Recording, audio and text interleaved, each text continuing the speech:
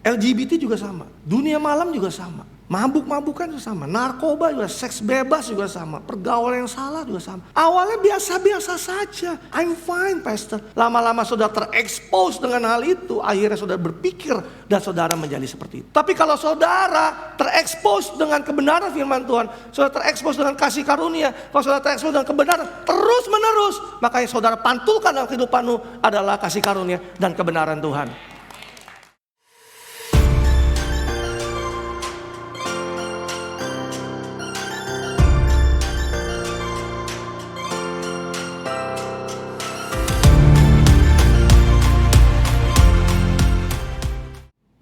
Tema kita di bulan ini adalah Be the Light. Be the Light. Tadi mungkin ada miss, tapi saya mau katakan Be the Light. Saudara siap untuk menerima kebenaran firman Tuhan pada pagi hari ini? Keluarkan catatan kita yuk. Pagi hari ini saya akan memberikan judul khotbah saya adalah Grace and Truth. Kasih karunia dan kebenaran. Saya buka di satu ayat yang saudara mungkin gak asing lagi, di Yohanes 1 ayat 14 dikatakan begini. Firman itu telah menjadi manusia. Ini ayat yang mungkin seringkali dipakai untuk jadi tema Natal. Dikatakan firman itu telah menjadi manusia. Kita tahu bahwa ini adalah bicara tentang Yesus. Dan diam di antara kita dan kita telah melihat kemuliaannya, yaitu kemuliaan yang diberikannya kepadanya sebagai anak tunggal Bapa, penuh kasih karunia dan kebenaran. Katakan sama saya, kasih karunia. Katakan sama saya, kebenaran. Nah, di bulan Desember ini kita semua merayakan Natal. Natal itu udah high seasonnya nih, orang bilang. Kalau Pastor Leo bilang kenapa banyak pendeta full book di bulan Desember ya, karena memang hampir setiap hari semua orang merayakan Natal. Bahkan sampai bulan Januari pun masih banyak orang yang merayakan Natal. Natal itu banyak maknanya. Tapi dari ayat ini ada satu hal yang kita bisa pelajari, bahwa Natal itu berbicara tentang firman yang menjadi manusia, yaitu Yesus sendiri. Yesus adalah firman itu sendiri. Dan dikatakan bahwa dia itu penuh dengan kasih karunia dan kebenaran. Yesus penuh kasih karunia dan kebenaran. Yesus adalah kasih karunia dan kebenaran itu sendiri. Pada saat kita menerima Yesus sebagai Tuhan dan Juru Selamat pribadi dalam kehidupan kita, kita menerima kasih karunia dan kita menerima kebenaran di dalam kehidupan kita.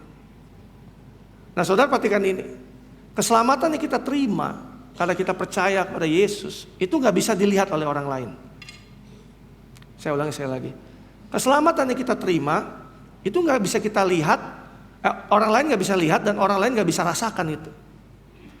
Pada saat kita percaya Yesus, kita terima, Alkitab mengatakan bahwa kita terima keselamatan yang kekal. Orang lain gak bisa lihat, dunia gak bisa lihat, dunia gak bisa rasakan itu. Tetapi buah dari keselamatan kita itu bisa dilihat dan dirasakan oleh orang lain. Saya tulis ada sebuah quote begini. Grace and truth are the root of salvation. Good works are the fruit of salvation. Kasih karunia dan iman itu adalah akar dari keselamatan. Karena kita gak mungkin diselamatkan tanpa kasih karunia dan tanpa kebenaran tentunya. Tetapi perbuatan baik itu adalah buah dari keselamatan kita. Makanya tadi saya sebutkan bahwa keselamatan yang kita punya, saudara dan saya sebagai anak-anak Tuhan, gak bisa dirasakan oleh orang lain. Tapi buah dari keselamatan kita itu bisa dirasakan dan bisa dilihat langsung oleh orang lain. Kita gak bisa jadi orang yang mengatakan bahwa yang penting saya sudah selamat, yang penting saya sudah berdoa, saya penting sudah rajin ibadah ke gereja, saya sudah melayani, itu selalu selesai. Tapi kita harus tahu bahwa di dalam kehidupan kita, buah dari keselamatan kita itu terlihat buat orang lain. Akar itu gak bisa kelihatan. Sampai setuju dengan saya? Pohon, akar itu gak pernah kelihatan. Karena akar itu selalu ada di dalam tanah, di bawah permukaan. Tetapi apa yang tumbuh dari akar itu keluar, itu yang dilihat oleh orang. Nah, kalau bicara tentang kasih karunia dan kebenaran yang kita terima, yang mendatangkan keselamatan buat setiap kita? Nggak kelihatan, karena itu di bawah permukaan. Tapi buahnya itu yang dilihat oleh semua orang.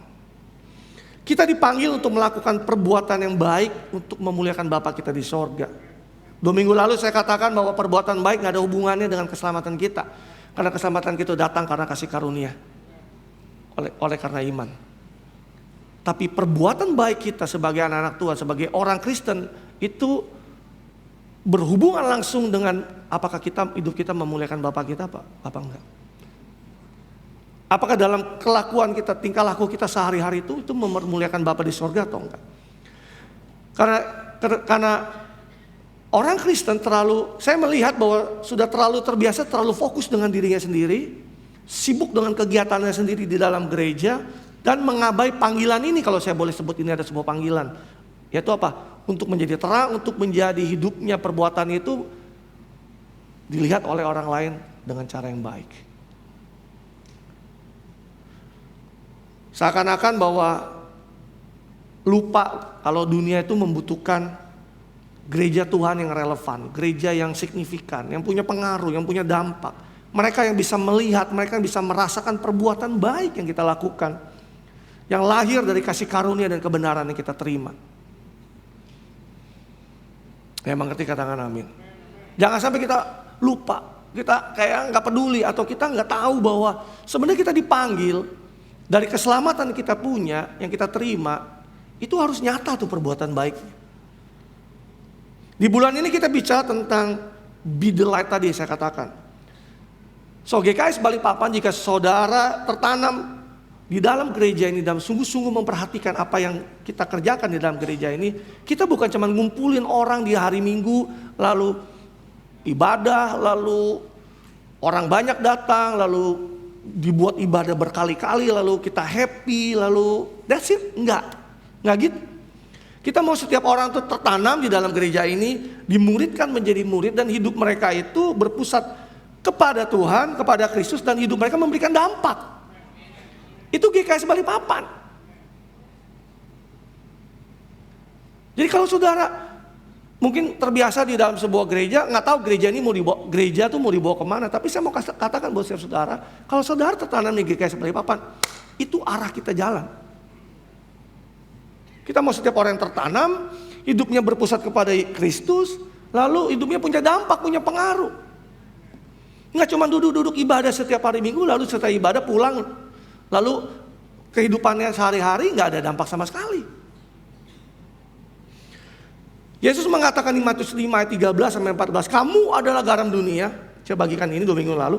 Jika garam itu menjadi tawar, dengan apa ia diasinkan? Tidak ada lagi gunanya selain dibuang dan diinjak orang. Kamu adalah terang dunia. Kota yang terletak di atas gunung tidak mungkin tersembunyi. Dikatakan kamu adalah garam dunia. Kalau garam itu tawar atau kehilangan asinnya, dia kehilangan pengaruhnya, dia kehilangan dampaknya, dia kehilangan keefektifannya. Alkitab mengatakan bahwa nggak ada gunanya lagi, malah dibuang dan diinjak oleh orang. Yang injak orang, bukan Tuhan loh.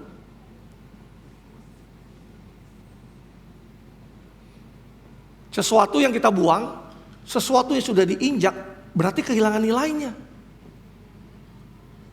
Are you with me? Berarti kehilangan kegunaannya, kehilangan fungsinya. Makanya dibuang dan diinjak oleh orang. Bukan Tuhan injak kita, tapi orang lain yang akan melakukannya itu. Pada saat anak-anak Tuhan yang seharusnya menjadi garam, hilang asinnya, hilang pengaruhnya, hilang kegunaannya. Saya rasa kalau saudara punya uang dolar gitu ya, mungkin anggap $100, saya rasa saudara nggak akan punya kegilaan, saudara uang saudara ucek-ucekin, lalu saudara buang, lalu saudara injak-injak itu. Kalau saudara melakukan itu, lebih baik saudara uang itu sebelum saudara injak, saudara tabur di box persembahan. Itu lebih berfungsi untuk kerajaan Tuhan, untuk gereja Tuhan. Gak ada yang melakukan itu. Kenapa? Karena ada nilainya, betul ya. Tapi kalau sudah kehilangan nilainya, Alkitab mengatakan bahwa kalau garam itu jadi tawar. dibuang, diinjak oleh orang. Demikian juga terang kalau menjadi redup dan menjadi gelap, nggak ada gunanya lagi. Nah, kalau kita tidak memikirkan hal ini, karena kita bisa menjadi garam yang tawar, kita bisa menjadi terang yang gelap loh. Yang tinggal akhirnya garam itu tinggal dibuang dan diinjak oleh orang lain. Karena nggak ada bedanya. Ada kamu, nggak ada kamu, ada kita, nggak ada kita, semuanya sama. Tapi keberadaan kita sebagai anak Tuhan, dimanapun ditempatkan, itu harus jadi pembeda di situ. Yang ya cuman beberapa orang. Jangan jadi garam yang tawar, jangan jadi terang yang gelap. Katakan amin. Dari ayat tadi di Yohanes 1 ayat 14, kita bisa belajar di dalam hidup kita ini untuk hal yang pertama yang kita bisa pelajari adalah kita menerima. Katakan menerima. Menerima kasih karunia dan kebenaran yang Allah sediakan buat kita. Receive that. Yesuslah kasih karunia dan kebenaran itu. Dan pada saat kita terima Yesus, menerima Yesus, kita menerima kasih karunia dan kebenaran itu. Nah, peristiwa Natal itu adalah bukti bahwa Allah itu memberikan kasih karunia-Nya dan kebenarannya kepada setiap kita. Dia tidak harus memberikan Yesus kepada kita, tapi Dia berikan buat setiap saudara dan saya. Yesus nggak harus mati buat saudara dan saya, tapi Dia mau mati. Kita nggak ada satu orang pun di antara kita yang pantas dan layak untuk bisa menerima semua kebaikan dan kemurahan Tuhan. Sekalipun betapa baiknya saudara, nggak ada satupun kita yang layak. Makanya disebut kasih karunia, unmerited favor, sesuatu yang kita nggak layak untuk terima, tapi Tuhan berikan kepada kita. Harusnya kita binasa, tapi Dia berikan pengampunan buat kita. Dia terima kita apa adanya. Dia angkat kita jadi anaknya. Itu namanya kasih karunia. Kita nggak layak, tapi kita menerimanya. Dan Allah memberikan firman itu yang hidup itu kepada kita, itu Yesus. Jadi Yesus adalah kebenaran yang hidup.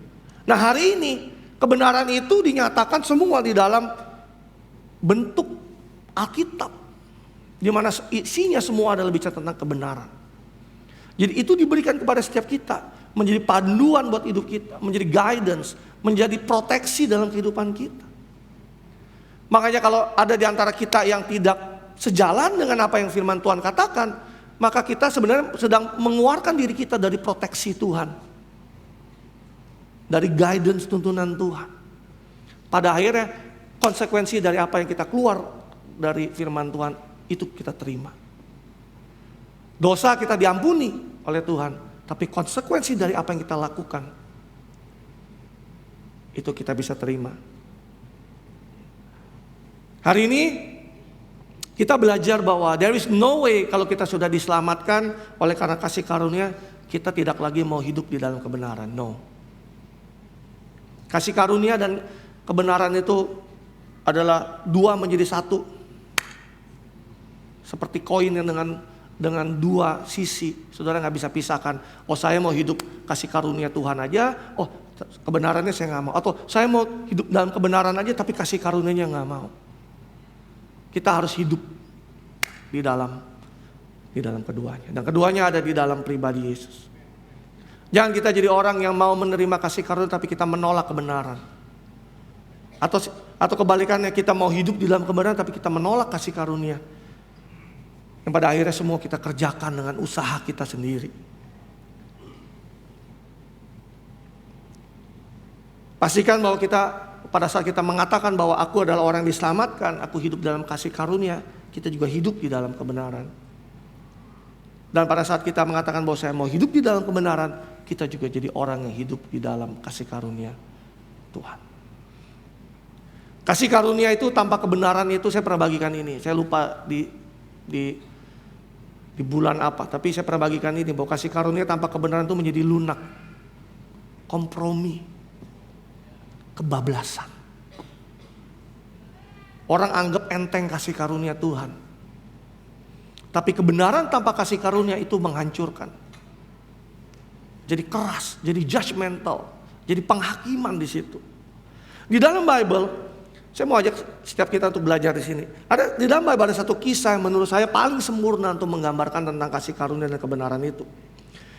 Di Yohanes 8 ada satu kisah di mana pada saat itu Yesus sedang berada di bait Allah, lalu dibawalah kepadanya seorang perempuan yang ketangkap basah berzina, dan ahli-ahli Taurat dan imam-imam atau orang Farisi itu menyeretnya kepada Yesus, dan mereka hendak mencobai dan mencari kesalahan Yesus dengan mengatakan bahwa perempuan yang seperti ini menurut hukum Musa harus dihukum dengan dilempari oleh batu, dirajam oleh batu.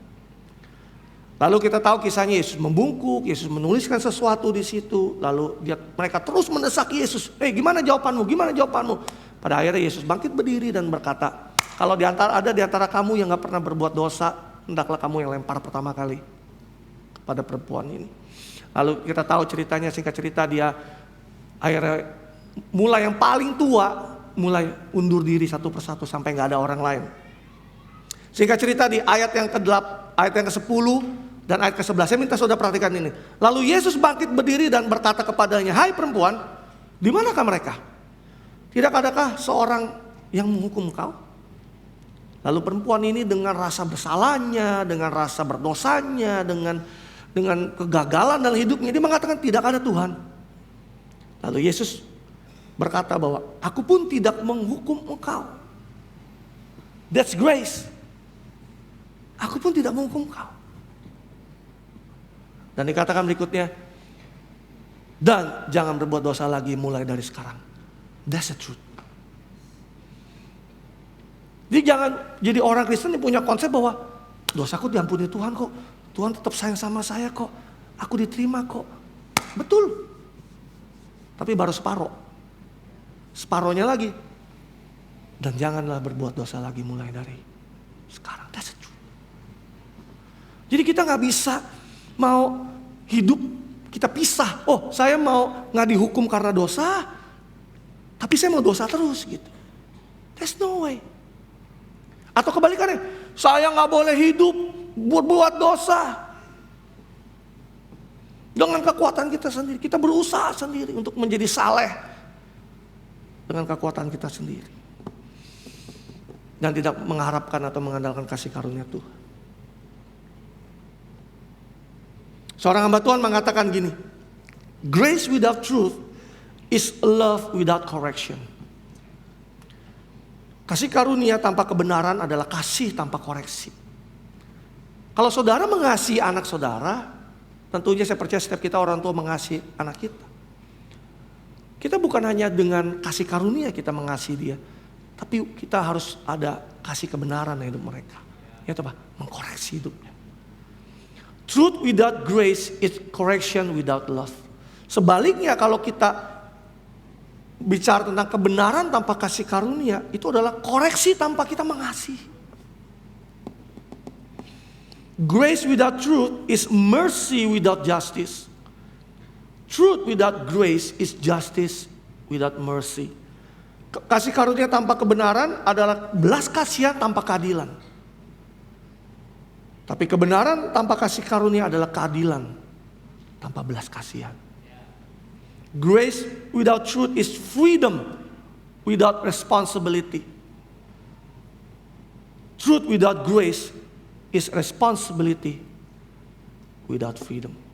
Kasih karunia tanpa kebenaran adalah kebebasan tanpa punya tanggung jawab. Artinya apa? Hidup seenaknya, suka-suka gua. Tapi kebenaran tanpa kasih karunia adalah tanggung jawab tanpa kebebasan. Kita diikat terus dengan segala macam peraturan, tata cara. Jadi akhirnya kita gak punya hidup kebebasan untuk memilih kehidupan kita sendiri. Nah, kalau kita mau melihat hidup kita bertransformasi, ketika kita hidup di dalam dua hal ini, yaitu kasih karunia dan kita hidup di dalam kebenaran. Kita diterima apa adanya oleh Tuhan, we are forgiven, kita diampuni oleh Tuhan. Tapi kita punya tanggung jawab untuk hidup sesuai dengan kebenaran, untuk dididik dalam kebenaran. Baru transformasi kehidupan itu terjadi dalam anak-anak Tuhan. Yang kedua, tadi menerima, yang kedua adalah menjadi. Hiduplah menjadi kasih karunia dan kebenaran itu sendiri. pada saat kita menjadi kasih karunia dan kebenaran itu sendiri, maka orang-orang yang ada di sekeliling kita akan terekspos dengan kasih karunia dan kebenaran itu sendiri. Mereka bisa melihat, mereka bisa merasakannya. Dunia gak pernah melihat Yesus. Mereka gak pernah merasakan bersama Yesus itu seperti apa. Mereka gak bisa melihat kasih karunia dan kebenaran yang Yesus kerjakan dalam kehidupan saudara saya itu mereka gak bisa lihat. Tapi pada saat kita menjadi kasih karunia dan kebenaran itu sendiri karena kita hidup di dalamnya, maka dunia bisa melihat dan dunia bisa merasakan. Bahwa di dalam kehidupan kita punya pengampunan buat orang lain. Kita punya mercy, belas kasihan sama orang lain. Tapi dalam hidup kita punya kebenaran yang kita bisa pertanggungjawabkan dalam kehidupan kita. Dan itu yang dilihat dan dirasakan oleh orang lain. Kolose 3:17 di dalam terjemahan sederhana Indonesia dikatakan, hendaklah semua perkataan dan perbuatanmu mewakili Tuhan Yesus di dalam dunia ini. Wow. Dan melalui dia marilah kita terus bersyukur kepada Allah Bapa. Jadi hendaklah semua perkataan dan perbuatanmu mewakili Tuhan Yesus loh.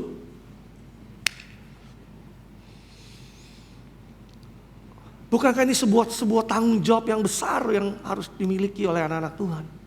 Bahwa kita punya tanggung jawab untuk setiap perbuatan dan perkataan kita itu mewakili Tuhan Yesus. Makanya kemarin saya pernah bagikan, pada saat kita melakukan sesuatu, kita pernah berpikir gak bahwa ini mewakili, perkataan saya mewakili Tuhan gak? Apakah ini mewakili Tuhan atau justru malah membawa celak buat Tuhan? Pada saat saya melakukan ini, apakah saya mendatangkan berkat atau justru sebaliknya? Saudara pernah dengar yang namanya the law of exposure? Saya menyimpang sedikit di sini. The law of exposure. Namanya hukum paparan. Hukum paparan itu memberitahukan kita bahwa kalau pikiran kita memikirkan dan memproses dan menarik apapun yang paling sering memaparkan kepada pikiran kita. Saya ulangi ya, pikiran kita ini kalau sering terpapar dengan hal apa, pikiran kita demikian akan memikirkan, memproses dan menarik apapun yang paling sering nih terpapar dalam pikiran kita. Nah, saya baca dari sebuah sumber yang ditulis dari seorang bernama Gary Ryan Blair. Dia ngomong begini tentang law exposure. Yang pertama, saudara boleh catat ini atau saudara foto aja lebih cepat. Apa yang memasuki pikiran kita berulang kali, mula-mula akan memenuhi pikiran kita dan akhirnya membentuk persepsi dan realita kita. Jadi apa yang paling sering masuk berulang kali ke dalam pikiran kita, itu akan memenuhi lebih dahulu pikiran kita, occupied pikiran kita, dan pada akhirnya akan membentuk persepsi dan realitas kita. Yang kedua, pikiran kita akan menyerap dan kemudian memantulkan apa yang berulang kali memaparkannya. Jadi pikiran kita ini seperti spons. Apapun yang diberikan, apapun yang diterima oleh pikiran itu, dia akan serap. Kemudian akan pantulkan kembali. Yang ketiga, dia mengatakan gini, acara yang kita hadiri, materi yang kita paling sering baca, musik yang kita paling sering dengar, film yang paling sering kita tonton, percakapan yang sering kita katakan, teman-teman yang bergaul dengan kita, semuanya ini membentuk pikiran kita, karakter kita, dan pada akhirnya masa depan kita. Yang keempat, dia mengatakan gini, lingkungan tempat kita tinggal dan bekerja serta perilaku yang ditunjukkan oleh orang tua dan figur otoritas serta standar dan harapan yang dibangun atau tidak dibangun menciptakan pola pikir yang membebaskan atau melemahkan pikiran kita. Jadi sosok di mana kita berada, kita tinggal, kita bekerja, bos kita, orang tua kita, sosok yang punya otoritas termasuk pemimpin gereja sekalipun. Apapun yang mereka kerjakan itu punya pengaruh dalam kehidupan kita. Entah itu kita jadi punya pola pikir yang membebaskan atau justru malah melemahkan pikiran kita. Yang kelima, yang terakhir dikatakan, kita memaparkan perilaku kita kepada orang lain setiap hari. Jadi kita mengekspos perilaku kita. kepada orang lain setiap hari. Dan sebagai hasilnya kita melakukan penyetoran atau penarikan ke rekening bank psikologis orang lain. Jadi kita ini tiap hari saling mengekspos. Are you with me? Garam bukannya itu mengekspos keasinannya, asinnya dia kepada orang lain. Bukan terang itu mengekspos terang itu di tengah kegelapan. Saudara pernah dengar ini di dalam Alkitab? Saya bacakan beberapa ayat yang cepat supaya saudara bisa nangkap apa yang saya mau bagikan. Amsal 13 ayat 20, siapa bergaul dengan orang bijak akan menjadi bijak, tetapi siapa berteman dengan orang bebal akan menjadi malang. Pernahkah dengar di Mazmur 1 ayat 1 dengan 2, berbagailah orang yang tidak berjalan menurut nasihat orang fasik, yang tidak berjalan di jalan orang berdosa, yang tidak duduk dalam kumpulan pencemooh, tetapi yang kesukaannya adalah Taurat Tuhan dan merenungkan Taurat itu siang dan malam. Roma 12 ayat 2. Janganlah kamu menjadi serupa dengan dunia ini, tetapi berubahlah oleh pembaharuan budimu, sehingga kamu dapat membedakan manakah kehendak Allah, apa yang baik, yang berkenan kepada Allah, dan yang sempurna. 1 Korintus 15 ayat 33. Janganlah kamu sesat, pergaulan yang buruk merusakkan kebiasaan yang baik. Bukankah semua ayat yang tadi saya bacakan ini contohnya adalah sedang menjelaskan tentang the law of exposure itu? You get the point? Bukankah mustahil bahwa kita mengatakan bahwa ada bagian tubuh kita yang tidak terpapar, yang tanpa terlindungi ketika terpapar dengan sinar matahari, tidak berubah warna kulitnya? Apakah itu sebuah hal yang mustahil? Iya. Bagaimana mungkin kalau kita ada matahari yang terik, lalu kita keluar terpapar, terekspos dengan sinar matahari, dan kita berharap bahwa kulit kita nggak berubah warna? Yes, sesaat, sekian detik kita lewat, sekian menit waktu cepat nyebrang jalan dari satu tempat masuk ke dalam mall, misalnya dari parkiran ke mall. Mungkin kelihatannya oke-oke saja, nggak langsung berubah. Tapi coba kalau terus menerus setiap hari saudara lakukan gitu. You get my point or not? Saudara naik motor setiap hari, saudara nggak jaketan. Siang hari terik, tiap hari saudara pergi dari rumah ke kantor, saudara nggak bawa jaket. Atau saudara pergi dari rumah, pergi ke sekolah bawa motor, nggak bawa jaket. Apa yang terjadi? Tiap hari kena expose matahari, yang ada di sini warnanya gelap, lalu yang lengan yang tertutup dengan baju warnanya lebih pucat, belang. Pernah lihat waktu di Bali ketika ada bule-bule yang berjemur? Setelah berjemur seharian, terekspos dengan sinar matahari, keluar dari kolam renang, pergi dari pinggir pantai, kita lihat di sini sudah ada belangnya. Kenapa? Karena terpapar. Saya berharap saudara nangkep poin saya ini.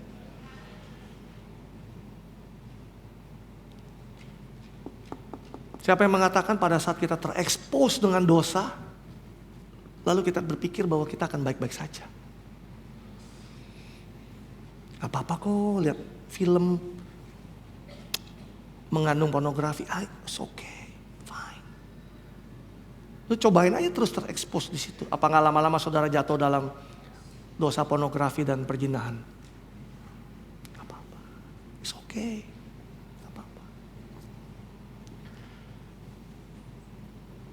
Belum lagi film horor lagi, belum lagi film kekerasan lagi. It's okay kok nonton.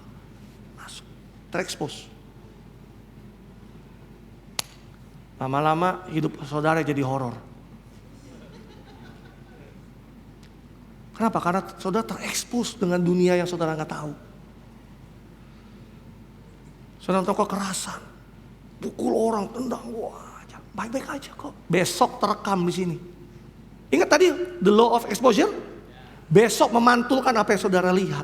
Gak heran besok di jalanan diserempet orang, tiba-tiba buka pintu, saudara tiba-tiba udah pukul orang. Apa yang saudara terima terus menerus, itu saudara akan memantulkan kembali. LGBT juga sama. Dunia malam juga sama. Mabuk-mabukan juga sama. Narkoba juga, seks bebas juga sama. Pergaulan yang salah juga sama.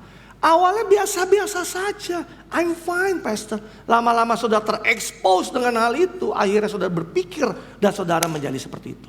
Tapi kalau saudara terekspos dengan kebenaran firman Tuhan, saudara terekspos dengan kasih karunia, kalau saudara terekspos dengan kebenaran terus menerus, makanya saudara pantulkan dalam kehidupanmu adalah kasih karunia dan kebenaran Tuhan. Ya, saudara putuskan hari ini, gimana saya bisa tidak terekspos dengan hal-hal itu? Lindungi dan kuasailah dirimu. Kuasailah matamu, kuasailah telingamu, kuasailah jarimu. Hari ini ada jarinya. Kalau zaman dulu cuma mata sama telinga, hari ini jarimu yang menentukan. Apa yang saudara pencet, apa yang saudara search, itu terekspos dalam kehidupanmu. Jangan pernah berpikir fine. Nggak ada fine, saudara. Saya bilang, siapa ada orang yang ada di dalam ruang gas, dia tidak mati keracunan. Nggak apa-apa kok. I'm okay. 5 menit kemudian udah tergeletak di lantai, saudara. Siapa yang bisa mengatakan bahwa I'm fine. Satu ruangan kantor, semua lagi pada COVID semua, batuk-batuk dan saudara nggak pakai masker, I'm fine. 2 hari kemudian demam, saudara. You get my point or not? So buat putusan hari ini, kalau kita memutuskan untuk terekspos dengan kasih karunia Tuhan, terekspos dengan kebenaran Tuhan, kita terekspos dengan firman Tuhan, kita terekspos dengan hadiratnya. Saudara tahu nggak kenapa makanya penting sekali pada saat saudara datang beribadah, datanglah sebelum waktunya, supaya datang pada saat saudara datang, saudara memuji Tuhan, menyembah Tuhan, kita sedang mengekspos diri kita dengan hadirat Tuhan. Kita terpapar dengan hadiratnya.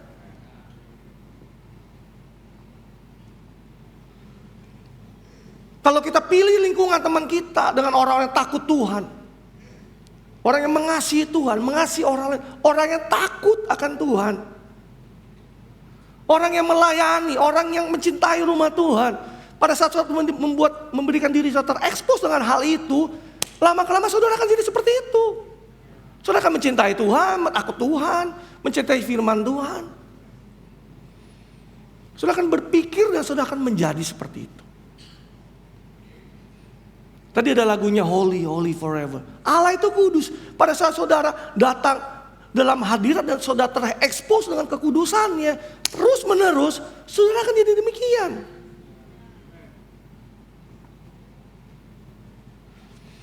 Mau hidup kita jadi terang? Orang harus bisa melihat dan merasakan tereksposnya kasih karunia dan kebenaran itu dari dalam hidup kita. Kita harus bisa meradiasikan kasih karunia dan kebenaran itu dengan orang-orang sekeliling kita.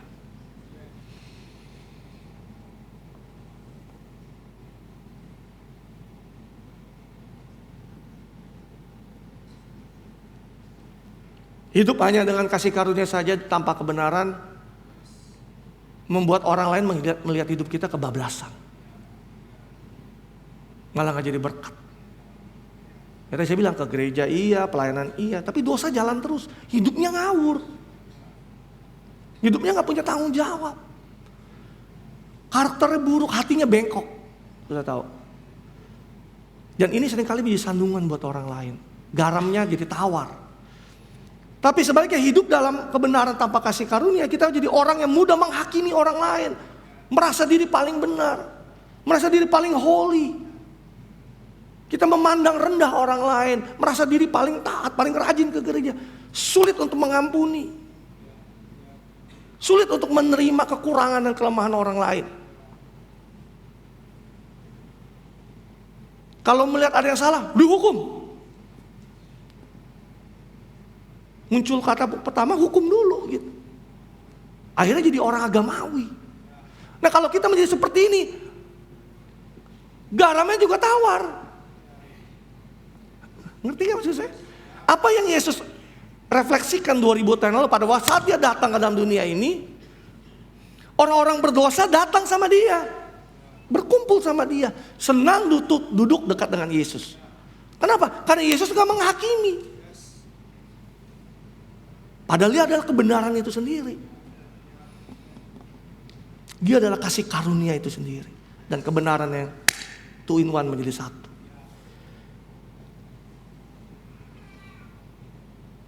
Kalau kita mencoba untuk menghidupi salah satunya saja tanpa yang satunya, kita bisa terjebak jatuh dalam ekstrim. Ekstrim yang satu menjadi orang yang hyper grace. Kita pikir bahwa kita sudah hidup dalam kasih karunia, jadi perbuatan gak usah lagi. Hidup dalam kebenaran gak perlu. Hyper grace. Yang kedua bisa terjadi dalam ekstrim, jadi orang ahli Taurat. Yang kerjanya menghakimi orang, menyalahkan orang. Nah gereja kalau jadi model begitu, nggak akan ada orang yang mau datang karena mereka terekspos dengan salah satunya aja. Kita harus terekspos dengan dua-duanya.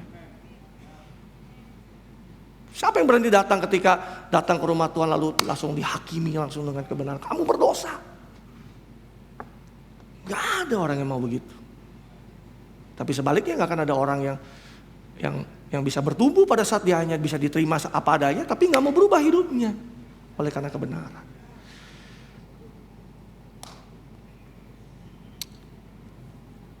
Mazmur 119 ayat 105 dikatakan, firman-Mu itu pelita bagi kakiku dan terang bagi jalanku.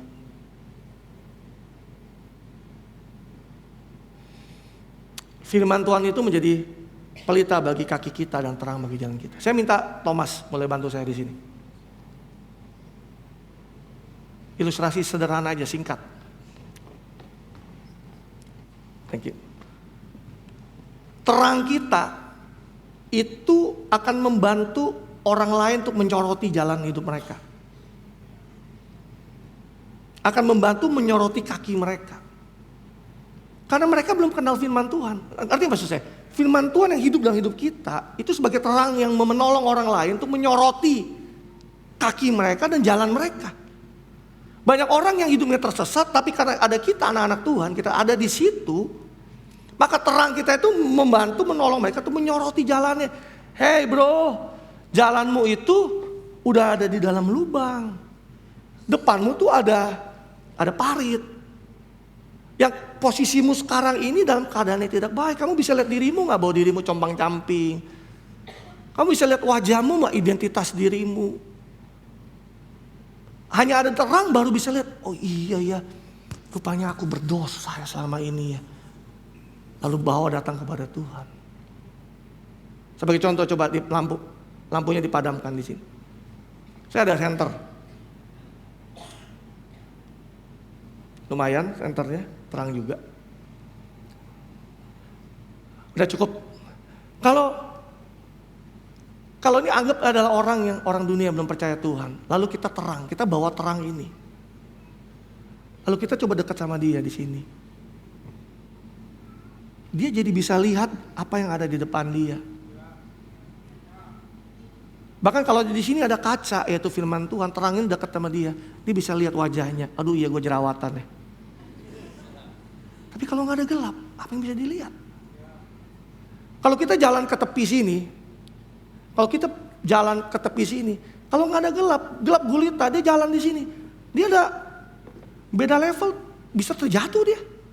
Tapi coba kalau kita ada terang di sini. Ingat 2 minggu lalu saya pernah bagikan bahwa terang itu akan membuat kita tahu siapa diri kita bisa tahu lihat kondisi kita bisa lihat jalan hidup kita bisa lihat apa yang ada di depan diri kita. Kita bahkan bisa tahu mengenal siapa Tuhan. Tapi seringkali orang Kristen begini, coba lihat saya. Saya punya terang, seringkali yang kita lakukan gini.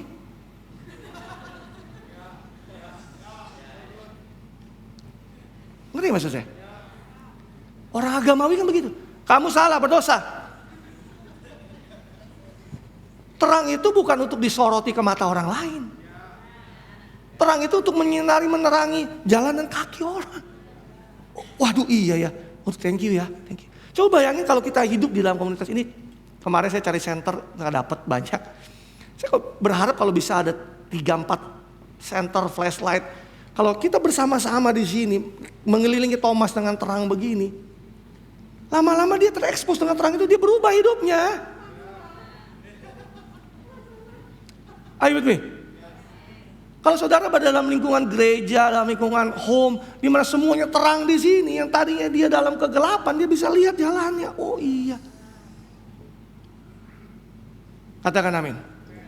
Thank you Tom. Beri tepuk tangan buat Thomas.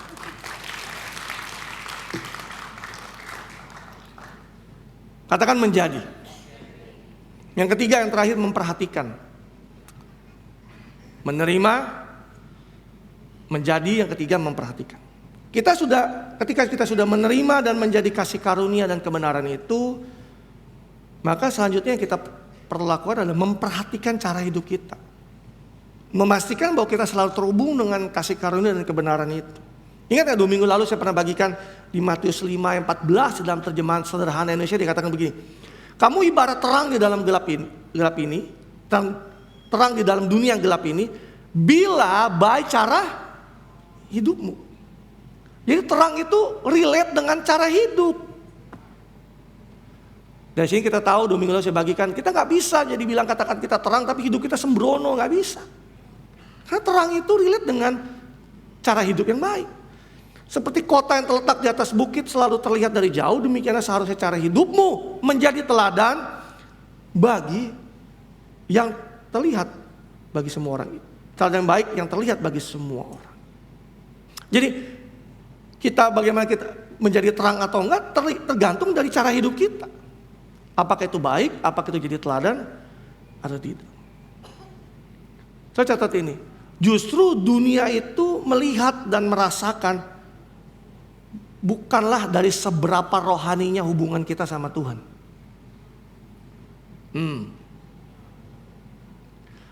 Justru dunia bukan melihat seberapa rohaninya kita sebagai orang Kristen dengan hubungan kita dengan Tuhan. Walaupun itu sangat penting buat setiap kita. Tapi yang dunia lihat adalah bagaimana kita menjalani hidup kita sehari-hari. Itu yang mereka rasakan, itu yang mereka lihat. Ngerti gak maksud saya? Kita bisa menjadi orang yang begitu rohani sama Tuhan. Doa satu hari, pagi, siang, sore kita doa. Kita bisa begitu luar biasanya melayani di gereja. Kita bisa begitu bilang kalau ketemu orang, haleluya, puji Tuhan. Tapi kalau itu tidak diikuti dengan cara hidup yang baik, maka itu gak akan memaparkan yang baik dan itu orang lain. Ngerti gak sih saudara? Ketemu orang, gimana? Puji Tuhan, haleluya, Tuhan baik, puji Tuhan. Tapi di sana punya komitmen gak pernah ditepati. Janji gak ditepati. Efesus 5:15, nanti saya lanjut ya. Bahasa Indonesia masa kininya. Sebab itu perhatikanlah baik-baik cara hidupmu. Jangan seperti orang-orang bodoh, hiduplah seperti orang-orang bijak. Alkitab mengatakan perhatikanlah cara hidupmu baik-baik. Terjemah lainnya perhatikanlah dengan seksama. Ada tahu nggak sih kata seksama itu? Lu teliti lagi. Pernah nggak sih kalau nyari barang gitu ya di lemari? Coba cariin gua ini dong. Botol obat itu. Buka. Nggak ada. Coba perhatikan dengan seksama. Diteliti lagi. Oh iya ada nih. Karena kalau kita tidak memperhatikan dengan seksama, kita cenderung untuk lihatnya general dan cepat lihatnya. Tapi kalau kita dengan seksama, kita boleh memperhatikan satu-satu. Ini cara hidup gue bener gak ya? Cara hidup gue bener gak ya? Yang gue lakukan bener gak ya saat ini? Perhatikan cara hidupmu dengan seksama. Pertanyaan saya, apakah saudara memperhatikan cara hidup saudara dengan seksama? Karena seringkali karena rutinitas, karena kebiasaan, kita gak sadar kemana kita pergi. Kita udah melenceng, kita gak tahu. Kenapa? Karena kita tidak memperhatikan. Pernah gak saudara jalan sama teman saudara dari satu tempat, sebenarnya saudara mau ke mall atau saudara mulai cari satu toko, tapi karena saudara keasikan ngomong dengan teman saudara, so ngobrol asik, tiba-tiba begitu saudara sadar, tokonya udah kelewatan, saudara balik lagi. Pernah ada yang ngalamin gitu nggak? Karena saudara tidak memperhatikan dengan seksama. Kebablasan. Alkitab mengajarkan kepada kita untuk memperhatikan hidup kita dengan seksama. Perhatikan apa kata saya katakan, pada saat saudara berjanji dan komitmen, saudara tepati enggak? Perhatikan cara hidupmu, apakah ini terjadinya berulang-ulang sehingga pada akhirnya orang kapok sama dealing with orang Kristen. Kenapa? Kalau dia udah dealing sama dia yang gagal, dia yang gak tepat janji, dia yang kabur. Are you with me? Kalau saudara menikah, saudara setia gak dengan pasanganmu? Atau justru ada yang lain? Perhatikan dengan seksama hidupmu. Kalau saudara seorang suami, apakah saudara mengasihi istrimu? Perhatikan dengan seksama. Apakah kalau saudara ada seorang istri, apakah saudara menghormati suamimu? Perhatikan dengan seksama. Kalau saudara single berpacaran, apa pacaranmu sehat? Perhatikan dengan seksama. Apakah saudara sudah melakukan seks sebelum nikah? Perhatikan dengan seksama. Apakah saudara sudah tinggal di rumah, satu kos-kosan dan sebagainya? Perhatikan dirimu dengan seksama cara hidupmu. Yang semakin banyak saat ini LGBTQ misalnya. Kalau misalnya saudara terjebak di dalam praktek ini, apakah saudara memperhatikan, sadar bahwa saudara adalah laki-laki sejati yang diciptakan Tuhan, atau saudara adalah wanita sejati yang diciptakan oleh Tuhan? Perhatikan cara hidupmu dengan seksama. Kalau ada orang yang bersalah sama saudara, apa saudara mudah mengampuni orang lain? Apa saudara masih marah-marah dan menyimpan kesalahan orang lain? Perhatikan dengan seksama. Kalau saudara masih mudah meledak-meledak karena ada sebuah kejadian yang memicu saudara, perhatikan dengan seksama. Apakah saudara mudah mengeluarkan kata-kata kasar misalnya, mengkritik orang lain, mencari kesalahan orang lain, mau ngomongin yang buruk tentang orang lain? Perhatikan dengan seksama cara hidup.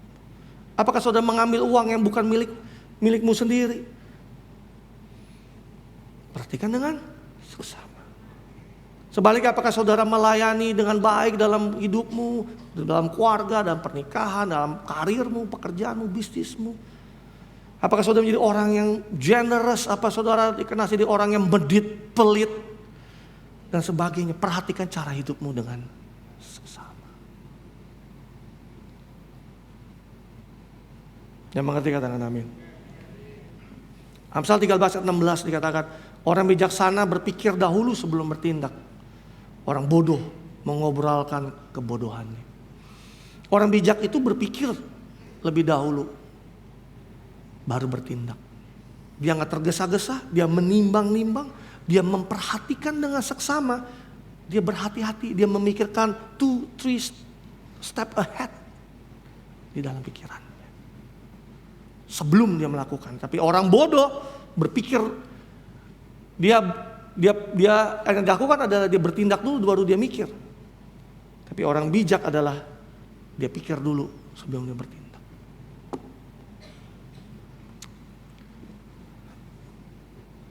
Yang mengerti katakan amin.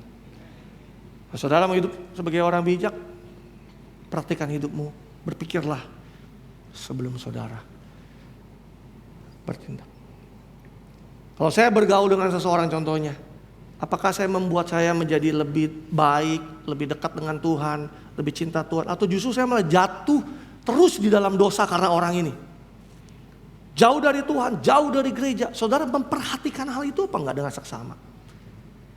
Kalau saudara sadar hari ini, saudara tahu, gue udah gak boleh temenan sama dia. Karena kalau gue temenan sama dia, hidup gue justru makin terus jatuh dalam dosa. Hidup jauh dari Tuhan.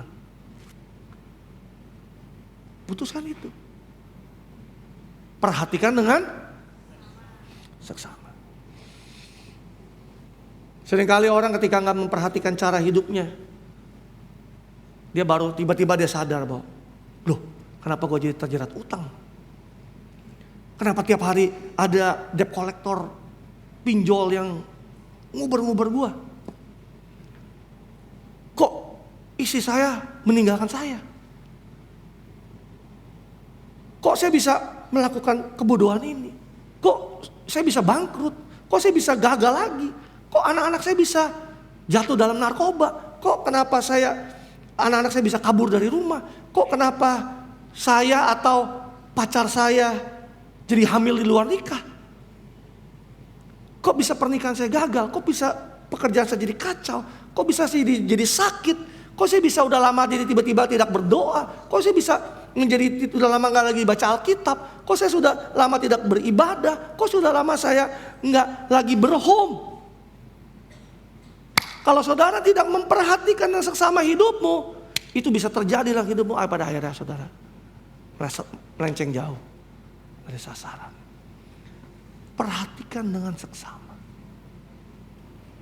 Perhatikan dengan sesama itu artinya pada saat saudara jalan dalam kehidupanmu, saudara bisa melihat 2, 3 langkah, 4 langkah ke depan, tapi saudara memperhatikan langkahmu one step in a while. Memastikan bahwa saudara stay on the course dalam arah tujuannya Tuhan. Katakan amin. Memperhatikan sesama, saudara mikirnya jauh ke depan. Tapi langkah hidupmu, saudara perhatikan one step in a while. Pastikan gua nggak salah jalan. Ada lubang di situ, gua mesti geser. Di sini ada jurang, saya harus geser. Kalau perlu saya bergeser, saya berbalik arah kemana Tuhan suruh saya jalan. Sebagai penutup, pertanyaan saya, saudara bawa pulang ini ya, renungkan. Apakah saudara memperhatikan cara hidup saudara? Seringkali yang membuat anak-anak Tuhan kejebak adalah small things. Yang saudara pikir, apa-apa, baik-baik aja. Ingat tadi yang saya katakan, adalah sebuah hal yang mustahil kalau saudara terpapar terik sinar matahari dan kulit saudara gak jadi berubah warna. Tadi saya bilang gak pakai jaket. Saudara pakai jaket pun kalau saudara bagian telapak tanganmu aja, saudara gak pakai sarung tangan pun terpapar, belang juga tangan saudara. Gak usah naik motor, naik mobil aja kalau saudara nyetir mobil dan saudara gak dan terpapar tangan saudara, belang tangan saudara. Siapa yang bisa berpikir bahwa pada saat saya gak apa-apa, saya gak apa-apa, jari saudara-saudara iseng. Apa yang saudara tonton, dengan siapa saudara bergaul, dengan kemana saudara baca buku, apa yang saudara baca di internet. Semua itu mengekspos diri kita. Saya mau ngajak setiap kita untuk memperhatikan cara hidup kita. Terekspos dengan kebaikan Tuhan, kemurahan Tuhan, hadirat Tuhan. Pada saat kita membaca firman setiap hari, kita sedang memberikan diri kita, membiarkan diri kita terekspos dengan kebenaran firman Tuhan. Penting gak? Penting banget. Pada saat kita kumpul di dalam home, di dalam komsel dengan orang-orang percaya lainnya, kita sedang membiarkan diri kita diekspos oleh orang-orang yang ada di sekeliling kita. Supaya kita gak tersesat, jangan sendirian. Di sepanjang tahun ini khususnya, apakah saudara memperhatikan bahwa pikiran saudara paling terekspos dengan hal apa? Makanya kalau ada orang yang mengatakan bahwa saya lihatnya berita ini, berita itu buat saya takut, buat saya khawatir. Iya, karena saudara terekspos dengan hal itu, saudara membuat jadi takut dan khawatir. Hilang harapan di dalam Tuhan. Tapi kalau saudara terekspos dengan kebenaran firman Tuhan, keadaan kanan kirimu bisa membuat khawatir dan takut. But you still believe and trust in Him. Ada kekuatan dan pengharapan di dalam Dia. Pilih dan izinkan diri saudara terus terpapar dengan kasih karunia dan kebenaran. Maka hidup saudara gak akan sama lagi. Katakan amin. Pertanyaan lain buat saudara terakhir ini. Apa yang saudara expose buat orang lain? Kita belajar di bulan ini be the light. Apa yang saudara expose buat orang lain? Apakah kita sudah mengekspos kasih karunia dan kebenaran itu pada orang lain? Sehingga garam kita jadi asin, terang kita jadi terang? Apakah kita bisa meradiasikan sesuatu di sekeliling kita? Saya gak bilang bahwa kita jadi pikiran yang fantastis, hebat, mengaruh. Yes, ada orang-orang yang terus tentu bertumbuh bisa jadi pengaruh yang besar. Tapi simple things di rumah, sebagai suami, sebagai istri, sebagai anak, apa yang kita radiasikan di rumah kita? Apa yang kita expose? Sebagai orang-orang ada di kantor, di tempat di mana saudara bekerja, bisnis apa yang sudah expose di situ? Apakah itu mencerminkan kasih karunia dan kebenaran atau tidak? 3 hal: menerima, menjadi, dan memperhatikan. Tuhan Yesus memberkati.